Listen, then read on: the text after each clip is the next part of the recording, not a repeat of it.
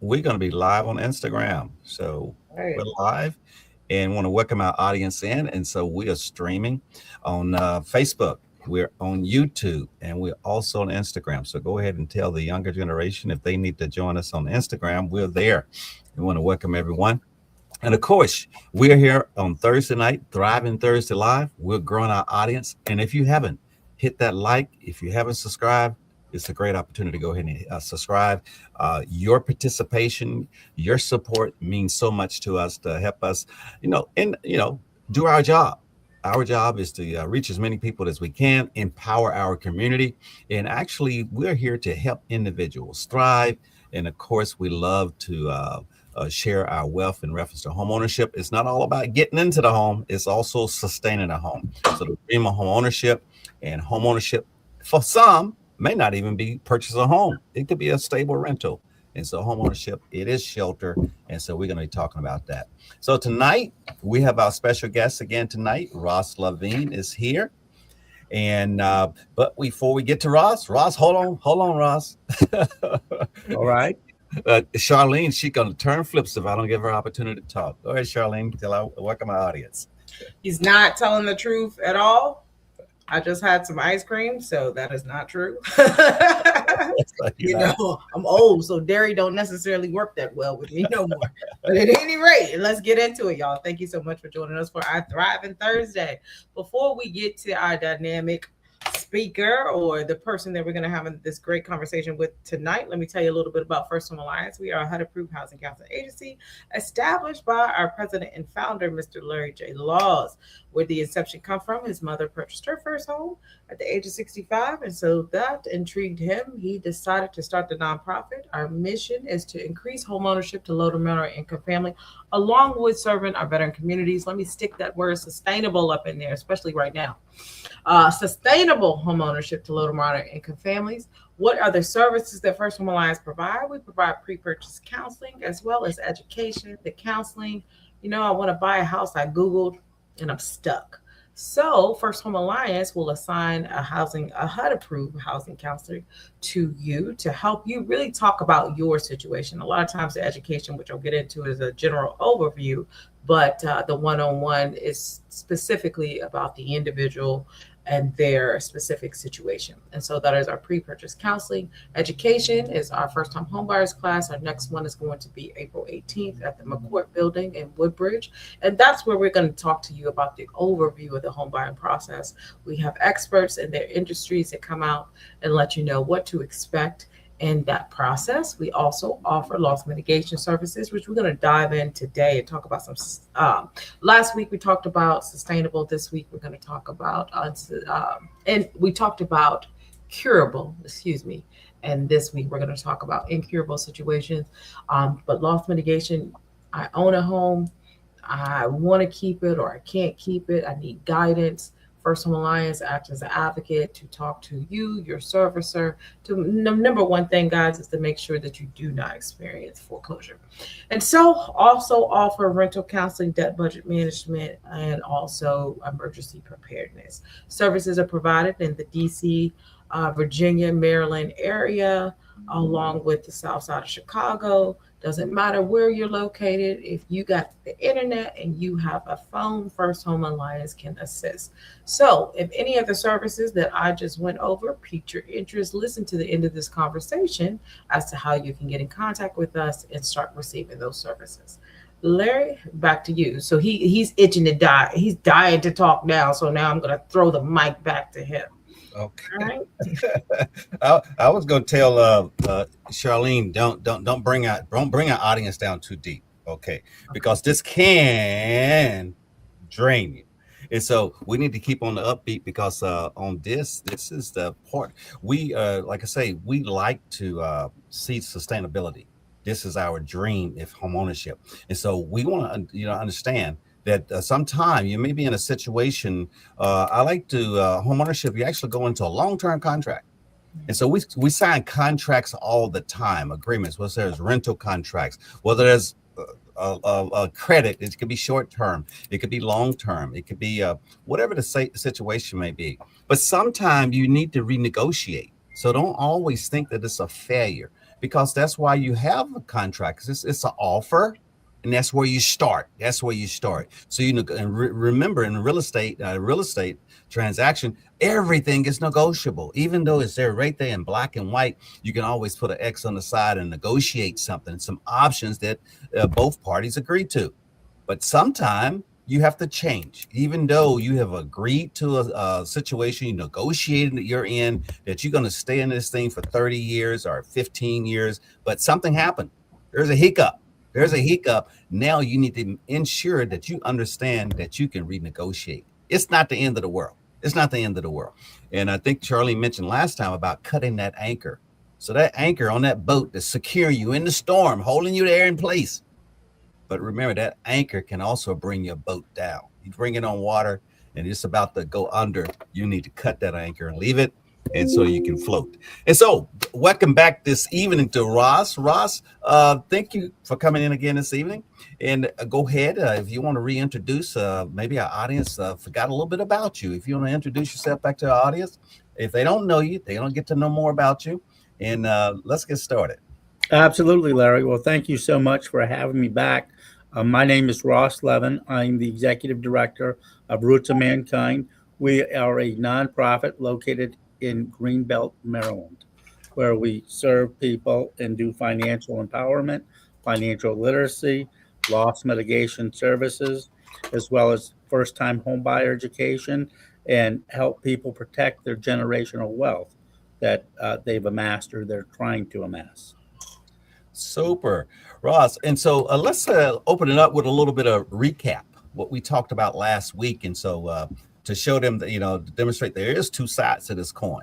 And so they all our audience that wasn't here last week, if we can bring them in. So we talked last week about people that could be facing mortgage crisis, and we was talking about a situation where I'm gonna use the term curable, where they had some options that they could have in reference to satisfying the agreement on both sides and stand and keeping their property. Can we just discuss some of those curable options that we talked about last week? Sure, Larry. What we spoke about last week are for options for people to retain their home. Some of those options we talked about, for example, one is a forbearance. A forbearance is a reduction of the monthly payment that the homeowner is supposed to pay. Say, for example, we spoke last week, a payment of $2,000 a month for a mortgage payment. If they're going through a financial crisis or having a hardship, then the mortgage company may allow them to make less than the $2,000 a month for the monthly payment. That would be what's called the forbearance. Okay. All right. Now, Charlene, is that forbearance forever? No. We're going to tell y'all what we always say. Forbear means to delay. So forbear does not mean to forgive. So it just means we just giving you a little time to get yourself together, but run me my money when you do. All right. Super. All right, Ross, what is one of the other options there? Another option would be a loan modification. And Charlene can explain about a loan modification, how that would go ahead and modify the terms of the loan. And that, of course, would be for someone who has a long-term hardship. We had spoken about hardships, defining them in terms of loss mitigation. A short-term hardship would be something 3 to 6 months. Long-term hardship would be something longer than 6 months. Super. And I know that now you also have to understand, just because your neighbor got one or your relative got one, don't necessarily yours is going to be the same. So I think that was a big term. Everyone wanted to come in and get a mod, a loan mod. And so, Charlene, you're welcome to expand on the loan mod. Yes, a loan mod is sometimes people confuse that with the refinance. And I say the easiest way to kind of distinguish between the two is usually a refi is going to cost you something. A loan modification normally does not, in terms of funds out of the individual's pocket, And so the other difference when we talk about a loan mod is definitely going to restructure the terms of your original note. And so one of the things I think, Ross, that I don't know if you see this, but sometimes people think a loan mod automatically means that there's going to be a reduction in monthly payment, and that is not necessarily true. So a loan mod really just simply means that they have restructured the terms from your initial note or when you initially purchased the property. But it doesn't necessarily mean that because you're approved for a loan modification that automatically I got approved for a loan modification. How come my payment went up? Or my neighbor's payment went down, but I got it and my payment went up. And so again, a loan modification just simply means that they are restructuring the initial terms of the note from when you originally purchased the property. Charlene, you said that that was excellent how you described that, because often I speak with a lot of homeowners who say, well, I want a modification, and they automatically assume that the monthly payment is going to be lower than what they currently pay, because naturally, if they can't afford to pay what they're paying currently, they think that the payment's going to be lower. However, that's not always the case. And that's why it's so important for people to work with a HUD certified housing counselor to be able to explain what the terms they're getting into. Say, for example, if the loan term has gone longer, the amortization schedule, or say, for example, the interest rate may have changed, or say, for example, in our next example of a loss mitigation option for retention is a loan deferral, going ahead and setting aside a certain percentage of the loan amount, the dollar amount of the loan. Say they went ahead and they put in suspense in a non-bearing interest account $60,000, that may reduce the monthly payment. Absolutely. Yeah. Absolutely. Yeah, super. All right. And then I just want to say that too on that. We had mod seasons, so to speak. And if we look at us in this industry, we had mod season. So the first real big season was when we had the Making Homes Affordable program. That's when we seen a lot of loan modifications. And I think people, especially those who experienced a modification during that time frame, and now they're possibly in a hardship now. When we were in that season, our rates for our loan modifications was 2 and 3 and 4%. Our average modification rate now is like 6%. So when you have an individual who is experiencing a hardship that may have experienced one in the past, and they're thinking like, hey, I remember when I got it in 2012, my payment could have went from, which I did see a lot of payments going from, 2000 to 16 to some 7, some 1,000 or whatever. I have individuals now whose payment went from 16 to 32. So some of them have doubled. So that's really important for you to look at what we call the waterfall, is what you were speaking of Ross. And so it's like he said, it's important for you to have someone who is knowledgeable in these terms and the waterfall, so you can understand the difference between then and now. All right. All right. Okay. And so, Ross, now we talked about some of those options that the individual could, go through if they are going to retain their home. And so, let's open this up for tonight. We're talking about when they're, talk about liquidation options, or when it's in that situation where they cannot stay in their home. And so, you want to talk about that threshold when you come into a situation where you may not be able to keep the home? Sure, Larry. I'm happy to do that. So, what happens if if the mortgage payment's not affordable, or the hardship is long term, as we had talked about, the difference between the long term and short term hardships? If if the homeowner's not able to make those monthly payments, they would have to go ahead and look at non-retention options. One non-retention option would be a regular sale. What a regular sale means, or a standard sale, some people say, is where you owe less on the house than what the house is worth. So, in other words, it would be what's called an equity sale, where you would list your house for sale with a real estate agent, market the property for sale, and then you would go to closings, market the house, and you would be able to get proceeds from the sale of your house and then move on. What? Go ahead, Larry. Yeah, and I just want to stay on that for a while. Yes.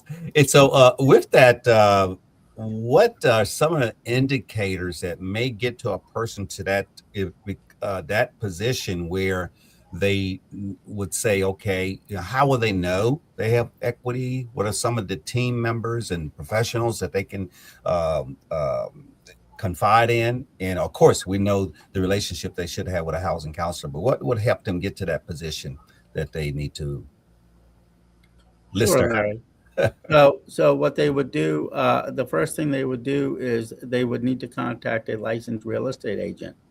A real estate agent then would be able to go ahead and determine what the current market value of the property is. That's really the first step to see what the house is worth. Okay. Um, you Homeowners shouldn't go. We talk about this in the home buying class. Do not go to Zillow or do not go to these automated valuation models, is what they're called, AVMs, where Hmm. they go ahead and they take houses in a specific neighborhood, and then they assume that your house is in the same exact condition, um, based upon the square footage and age, so on and so forth, where they gather up all that information from public records. So it's important. The first step really is in a regular sale to go ahead and find out what the market value of the property is. Okay. That's super, super. All right. Yes. And so that would be a regular sale and listen at home. And so what tell us a little bit more about that. What is the next option we have? Well, with the regular sale, it's important because, as we spoke last week, Mm-hmm. homeowners, sometimes they may have forgot that they got a loan modification, say, for example, during the COVID era, if you will, and they had some type of hardship where a subordinate deed of trust was put on their property, meaning that up to 24 months of payments pursuant to HUD guidelines, they allowed for a partial claim during the COVID era. And a homeowner may have forgot, oh my gosh, I Mm-hmm. went ahead and took out, I was past due in 24 months worth of payments. At that point in time, they went ahead and signed a deed of trust.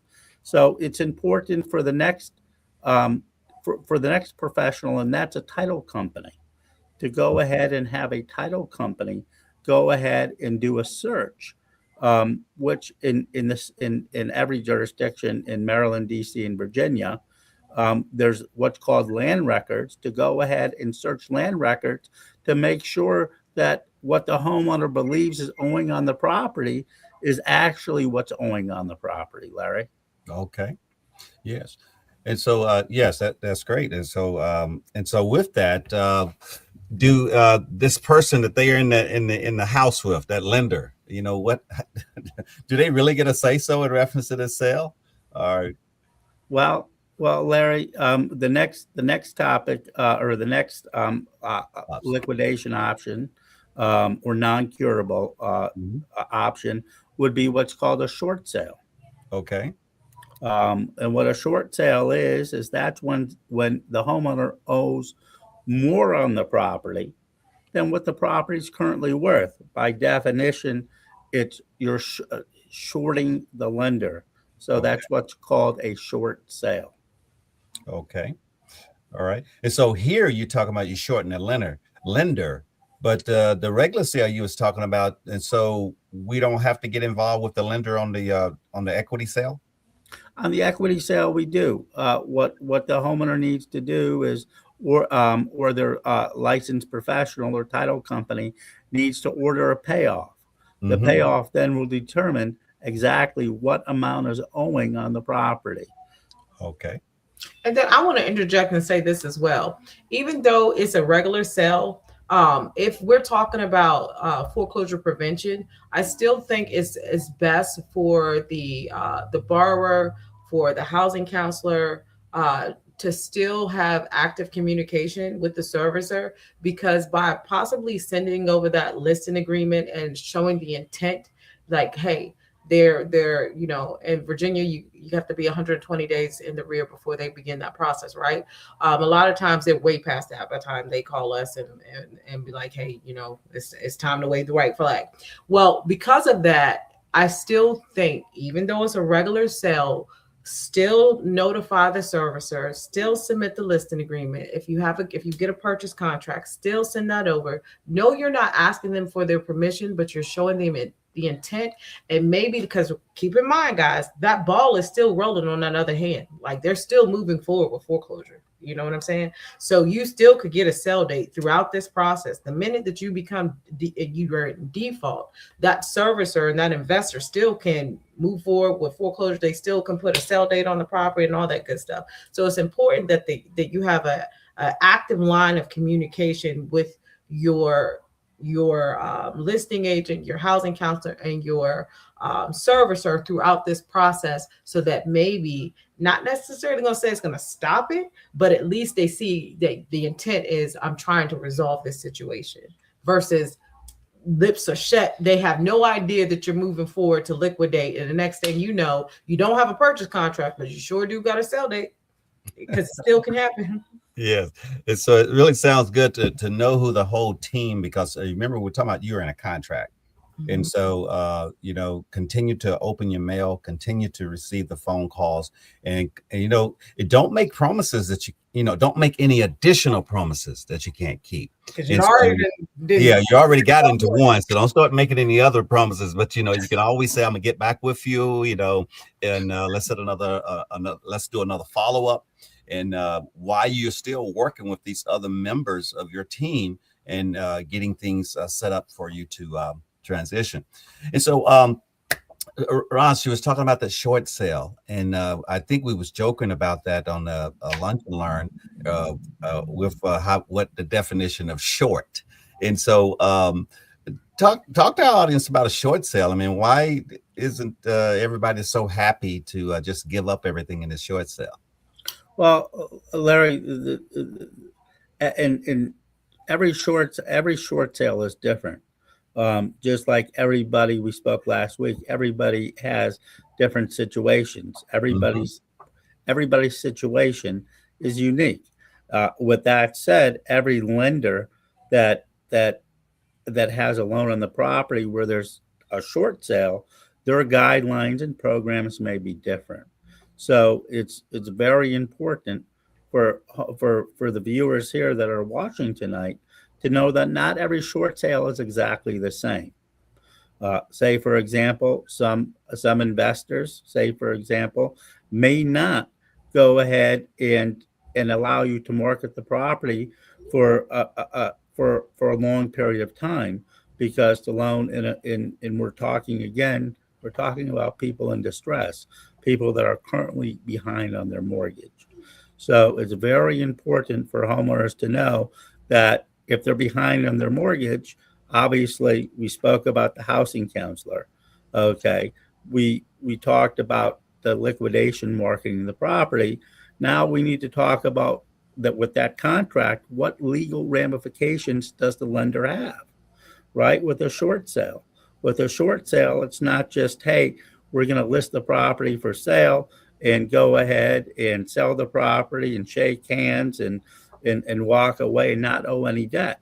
That's why it's important to have someone on your team, an attorney, because as a housing counselor, housing counselors cannot give legal advice. And it's very important for us to go ahead and make sure the viewers understand that reviewing the contract and knowing that in a short sale, there could be what's called a deficiency. That deficiency balance, again, as an example, say the property, the loan amount is say $400,000 and balance has gone up, and now values still have gone up, but because of non-payments and delinquencies, let's just say that it's $350,000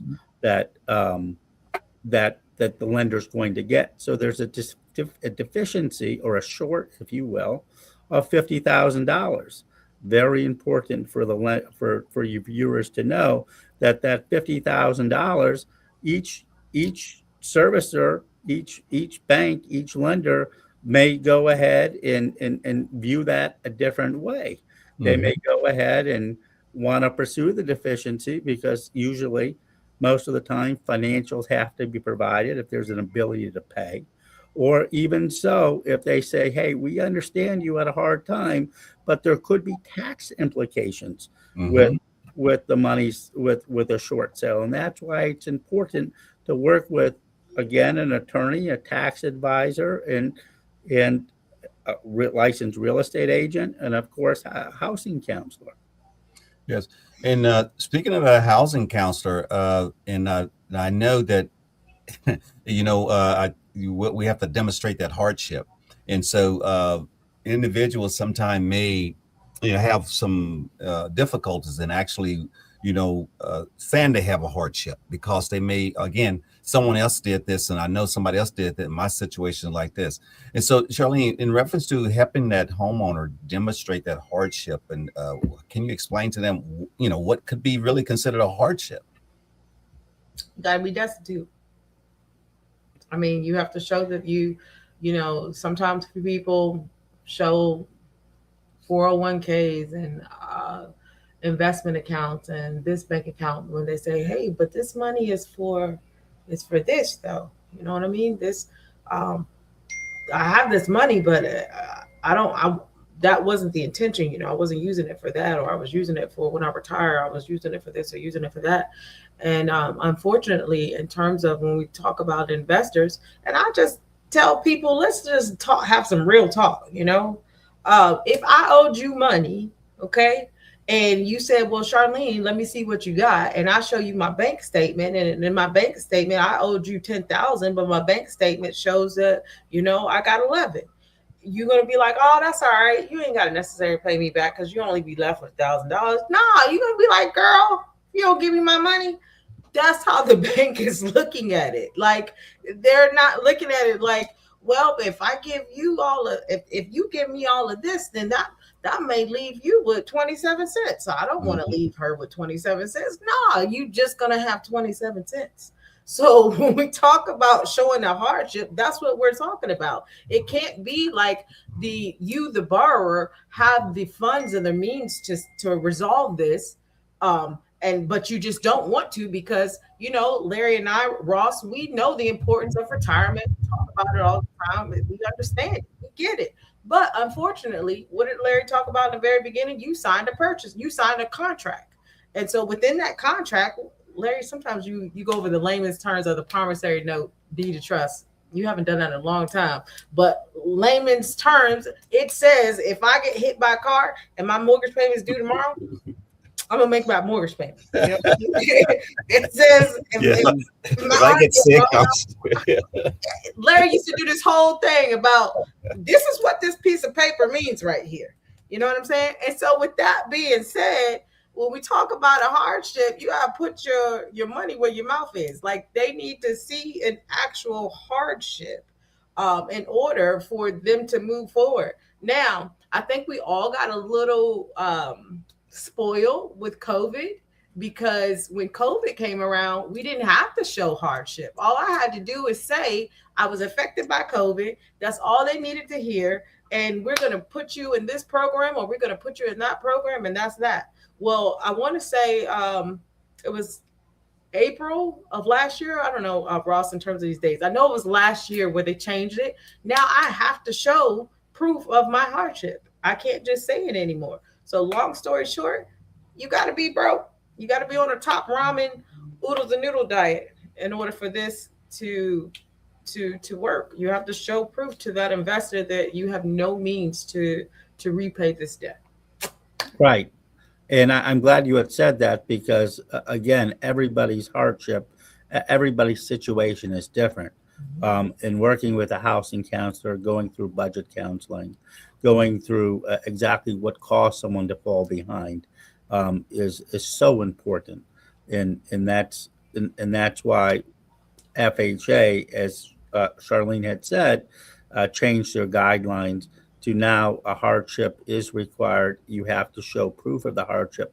You can't just write a letter and say, I'm sick. and I can't make the payments. If you're sick, you're going to have to show, say, for example, medical bills, so on and so forth. So that's why, a hardship to prove a hardship is what is required for FHA. However, there are other investors and other programs that do require or may require additional documentation. Like we'll say USDA. USDA, I have to show paycheck stubs. I have to show difference in the paycheck stubs. Yep. So, or I have to show W-2. So if I said that I experienced a reduction in income, now I got to show you my 2025, or excuse me, let's just, for example, I got to show you my 2024 W-2s, and then I have to show you my 2025, and there better be a difference. It can't be where I said that I took a reduction in income, but my paycheck looks like did you really? Because you look like you got an extra $200-300. So you physically now have to show that in either the paycheck stubs or either in the W-2s.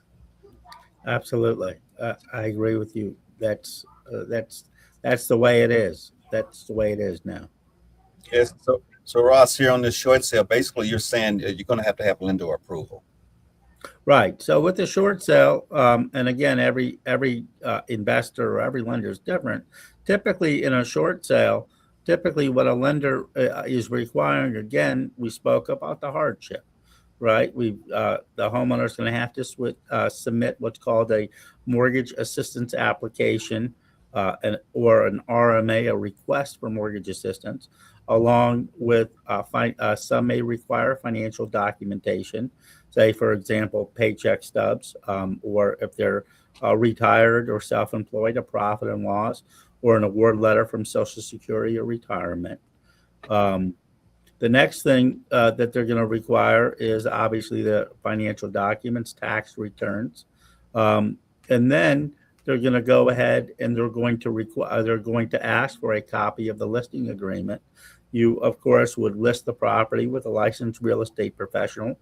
Some investors, say, for example, with FHA, they do require the property to be listed with a licensed professional. So I can't for sale by owner? No, unfortunately, Larry, that's not the way it works. It's you can't go ahead, put a sign in your yard, and then go ahead and have a for sale by owner. That's not the way that this works here. Okay. So you have to have it. And what I was just about to say is there has to be a marketing period. So you can't just go ahead, list your property for sale, go ahead and have a contract, if you will, an offer made by somebody, and take the property off the market a day or 2 days or hours after someone lists the property. It has to be marketed in the multiple list service, is what real estate agents use, for a period of anywhere up to 14 days, 7 to 14 days. Some may require longer, so that the property can be seen by everybody, and that the property is being sold for fair market value. So it's not a pocket sale, if you will. Yes. And it's been a while since I really paid very much attention to the short sale, but isn't it also the transaction to be at arm's length as well? Yeah, Larry, I'm glad you brought that up. You can't go ahead and do a short sale and sell the property to your relative or someone that you know or someone that you have a relationship with. It has to be what you had said, Larry, arm's length, meaning there's no relationship. And in fact, there's an affidavit, say, for example, with FHA sale, or say, for example, with a Fannie Mae short sale, or even a VA short sale, where they have the buyer and seller and real estate agents and title agents, everybody involved in the transaction, sign an affidavit stating that there's been no relationship, that all the offers have been submitted to the short sale lender, and that the property has been marketed for fair market value. And what's most important is that there are no side deals, that the owner of the property who's in distress doesn't have a side deal and is going to go ahead and move back in the property or buy the property back at a future date. Okay. Yes. And I think that's very important. When we speak of the lender, and speaking of the lender is at a deficit here. So they are short in reference to what was owed on the property. And so the homeowner cannot be in a situation where they're going to be able to gain out of that. Yes. Okay. And so what are some of the other things that are in this modification package to get one successfully across the line? Sure. We spoke about the listing agreement. There's a sales contract. The sales contract, of course, that would be the purchase agreement, spelling out the terms of of what the buyer's willing to pay for the property. Mhm. There's also a lender, a pre-approval letter, or they call it a proof of funds letter. Say, for example, someone who's not using a lender and someone who wants to, say, buy the property and purchase it in cash. That's not unusual in today's world. Right. And they would require a proof of funds. Say, for example, someone's buying the property, say the offer price is $100,000, and the buyer then would, of course, need the $100,000, plus they would need closing costs. So they then would need a bank statement showing that they have enough funds in the bank to close, or if they're not paying cash, and they're actually getting financing, a lender letter or a lender pre-approval letter is what's required. Okay. That's good. Yes. Okay. And what are some of the other items that may be in reference to title and making sure that is Sure, Larry. That's actually, I'm glad you brought that up. Too often, I find out that we've worked with many homeowners in distress, and they're not able to keep the home, and then they go ahead and they submit the short sale. All of a sudden, there's other liens on the property. So it's important for a homeowner during the short sale process to go ahead and get a title search, as well as to have the title company prepare what's now called an Alta Combined Settlement Statement, or formerly known as a HUD-1. And the reason why that's important is because that goes through and itemizes all of the closing costs, all of the transactional costs, and by having a title search done ahead of time, shows what liens are on the property. That's that's really important to have that HUD-1 or that Alta settlement statement. yes, that sounds good. And yes, and so I know Because I that can stop it. Y'all just need to understand that can, even though it's a short sale, it could still stop the transaction. It still could foreclose. yes. Yes, and yes, and so and also there, we're speaking of the lender, and we also talked about the title.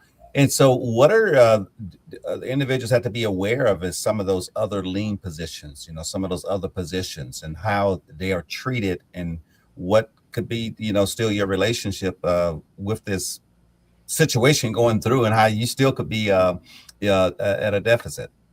You absolutely, Larry. You could be on the hook.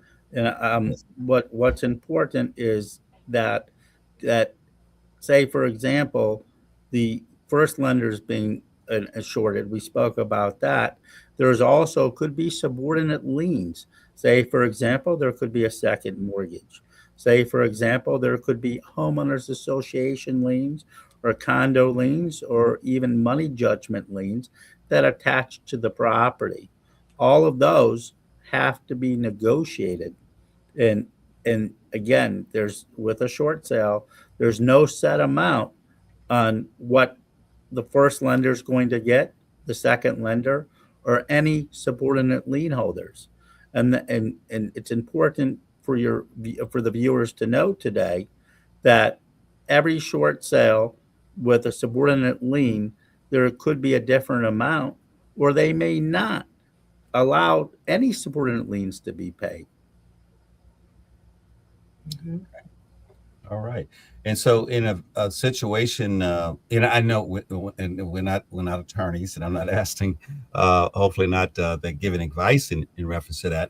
Well, what about some of those things that were not, settled in the short sale, are not negotiated to be settled, and then you have some things that are lingering out there. Is there some other options that the person that may be advised to do after they experience this, and they still have outstanding judgments that they can't settle? Sure. If there are liens and judgments, they would have to get releases of those in order for the property to go to closing. And it's important in a short sale process for a homeowner to consult with an attorney that specializes in short sales or specializes in bankruptcy to know exactly what options and what the lender may do, because or what the subordinate lien holder may require if there's just a partial release.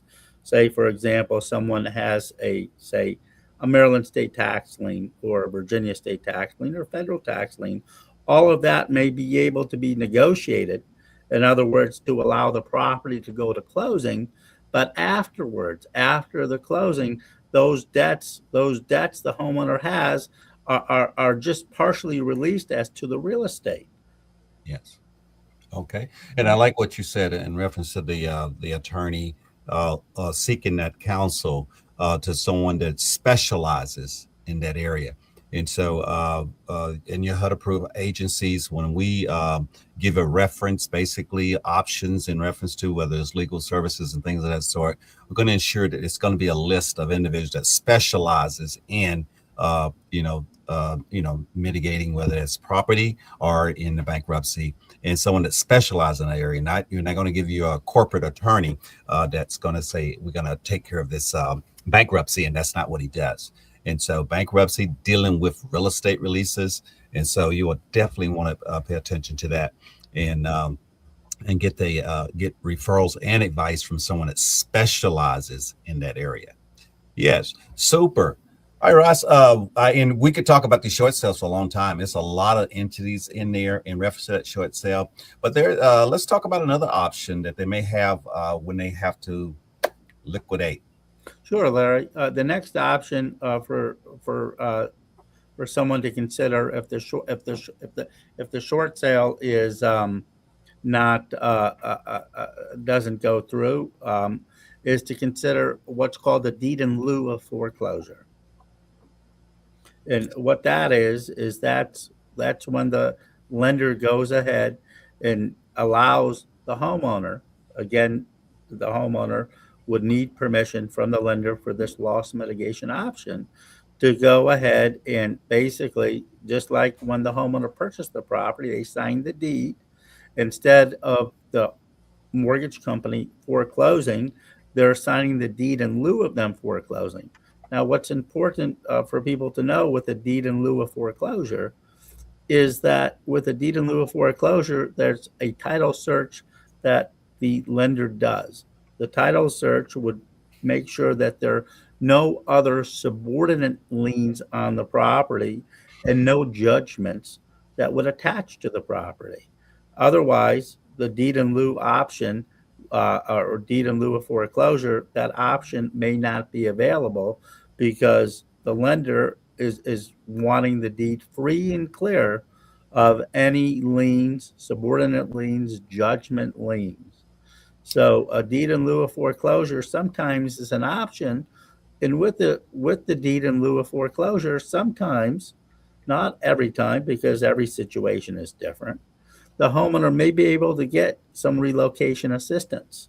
And we didn't talk about that with the short sale, but in Hmm. a short sale context, if the lender may or may not offer relocation assistance for the homeowner to move, similar to with the deed in lieu, relocation assistance may be available. Okay. Yeah, and we'll go to that assistance as well. And something that's crossed up on that deed in lieu, because it can sound better than some of the other options, but the lender do have to approve, and sometime that they may ask that you list the property. I was gonna say, so Yeah, that is one of the sometime yes, go ahead, that part. Charlie. That's what I was gonna say. So when we talk about deed in lieu, that's almost in priority or options. That's like going towards your last option because you do have to show proof that you had that home listed. I want to say it was 120 days that you had to show that you tried to liquidate the property before you try to give it back. But you do, yes, Larry, you're 100% correct. You do have to show that you tried. Yes, super. And so, and again, it's one of those options that you definitely have to be on board with your lender in the services for them to agree with this option. Yes, and so so you, I think, Ross, you was leading towards, sometime we call it rental assistance and things of that sort, which I think a lot of individuals, if they knew about this, they would probably go ahead and let go rather, because some people just they sit there and cling on to things so long because one, they may not feel that they can afford to move. And so what are some of the things that the that can assist them in transitioning? You talk about Sure. cash for keys. Cash for keys, Mm-hmm. or with a deed in lieu. It's called really relocation assistance. The cash for keys is Mm-hmm. where the deed in lieu doesn't work. We just went through that option. And one other thing with the deed in lieu is it's important to know that with a deed in lieu, the mortgage company may or may not go ahead and forgive the debt. So there may be a deficiency balance, or they may have the right to pursue the deficiency. Again, we went through those examples earlier. Mm-hmm. Basically, all it is you owe more money than what the house is worth. They do a deed in lieu. You're still liable, even although they're willing to do the deed in lieu. You're the homeowner may still be liable for may have a deficiency. As far as the next option we were talking about for relocation, some homeowners may say, "Hey, the heck with it! I'm sick of my home. I just want to give it back to the bank, and let's just go ahead and do a deed in lieu and not do the short sale." Charlene spoke about that. The next thing is the cash for keys. If things don't work out, you're not able to sell the property. You're not able to go ahead and through a short sale or a regular sale. You're not don't qualify for a deed in lieu. We went through those options. Cash for keys is certainly an option, where a lender may go ahead and give a homeowner cash in exchange, just like it sounds, cash for the keys to the property. Um, and usually in a context like that, um, what has to happen is the home has to be left usually in broom swept condition. So that property, you can't go ahead and leave all your furniture in there and all the trash you don't want. The property has to be left in broom swept condition. And there's an agreement. There's a legal agreement giving conveying conveying the property back to the lender, meaning that they can have use and possession of the property. And that's again a legal agreement that spells out the terms. You turn the keys over, and they'll give you money to go ahead and move from the property. That can range. Every situation is different. I have seen, at least here in Maryland, I've seen cash for keys as much as $10,000. So it's not just a few $100s or a few thousand, $10,000 to be able to move, is a whole lot of money. Yes, that is a significant amount. And again, it's to help you with the transition, and so that is option Moving. they need to be aware of. Yeah, go ahead, Yeah. Shirley. Yeah, I was gonna say that could definitely help with the movers, security deposit, first month's rent, and then during this time frame, regardless of, you still should be trying to save something. When you're not making this payment, you still should be saving something. And we don't care if it's $100, $500, something should be set aside for you to transition from a homeowner back to a tenant, because what did Larry say last week? In 3 years, you're considered a first time home buyer again, you know. So Correct. And I know making that decision, when you go from renter to homeowner, you weigh those budget items and those what sacrifices and things of that sort. Where is when you're getting ready to move out of the house, is some things that you need to sacrifice, but you do need to think of a plan in reference to no landlord is just going to let you walk into their place with no security deposit and no first month's rent, and so sometime your credit has already been damaged, and so landlords do pull credit for rental for tenants. And if the credit is damaged, then you're gonna have to find we're gonna call a friendly landlord or someone that's willing to work with someone with damaged credit. And there may be some other things on your public record. And so be prepared. Be prepared to pay a healthy security deposit or a number of months of advance rent if you go through the situation. So money needs to be set aside. Put it in a sock or whatever you want to do with that, but you need to set aside money. If you haven't paid your mortgage a few times, there's some budget items that you have not paid, so that you should be setting money aside so to help with that transition. But that cash for keys, that is a negotiated item. So consider that negotiation, because you're really going to need it in your transition as well. we're short on time, but I want to say, Larry, I mean, you can negotiate. There's a lot of stuff within a short sale that you still can. You can negotiate those legal fees. You can negotiate those late fees. You can contact the trustee, and your listing agent can ask, can some of this stuff be waived to make this transaction work? Because there's a number that they're looking for, and so you definitely can negotiate that. True. Absolutely. All right. Okay, Raj, you want to just go through and compare those options there to tie this thing up? Sure. I'm happy to do so. So with a regular sale, the equity sale, that's obviously something that someone can do themselves without requiring third-party approval or requiring lender approval. There's, of course, the short sale, which does, of course, require some type of approval from a third party. And then, of course, if you're not able to go ahead and pursue that option, the next option we spoke about was a deed in lieu. That option, of course, does require lender approval. And then we spoke about the last option, which, of course, is the cash for keys. And that's after, actually, so it could or could not be after after the foreclosure. It may not be. But all of that stuff, all those are non-retention items, or we call non-curable items. And all of that information is important for people to know that are in distress. Super. All right. And again, let's talk about that team. What are some of the some of these entities and individuals they should start gathering? And of course, we put housing council on top. I know, always. Of course, number one. We the Right. gateway. Okay, housing council. Right. So, what are some of the other members So of that team? the other people you need on your team is a qualified real estate agent, someone who understands short sales, or someone that understands working with someone in distress. That's one person. The next person, of course, is the title company. The title company is the company that does all the research, conducts the closing.